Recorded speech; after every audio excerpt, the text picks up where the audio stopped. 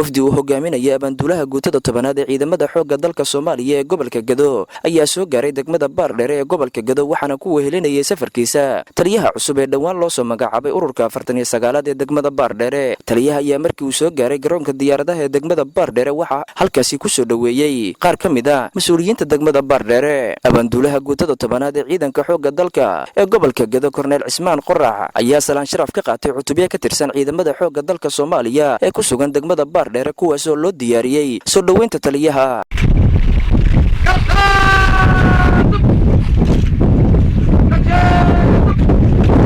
abaanduulaha guutada tobanaad ee ciidamada xoogga dalka ee gobolka Gado Korneel Cismaan Cabdi Qorax ayaa warbaahinta la hadlay isla markaasina faahfaahiyay ujeedka safarkiisa. sidoo kalena waxa uu taliyuhu bogaadiyay ciidamada xoogga dalka ee ku sugan degmada Baardheere isagoona ku ammaanay sida ay u difaacayaan shacabka Soomaaliyeed iyo dagaalka ay kula jiraan kooxda al-shabaab ee Soomaaliya ka dagaalanta. inta kadib gamaad celinaya soo dhaweyntiina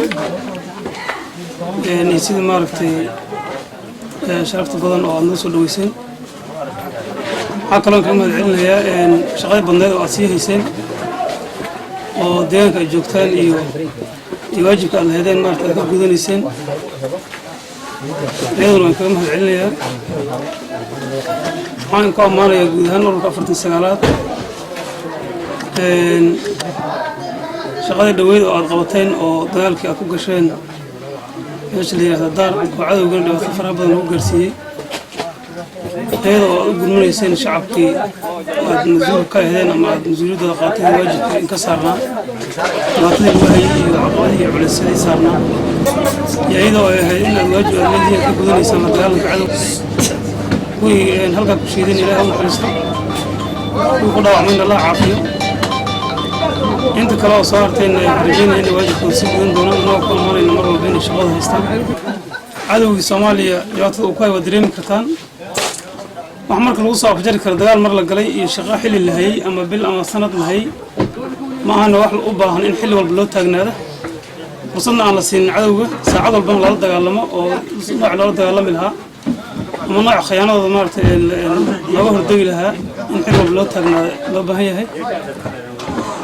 إن شاء الله تعالى أنت كده أنا صعد كذا وحونا هاي إن هالكن شقوين كذا هيسين أمرنا على نفس قونا. ليش هذا كان يبغى تنزل بتوه هنا دلوقتي كم جزء يدوي مدرس الحمد لله والك بقول.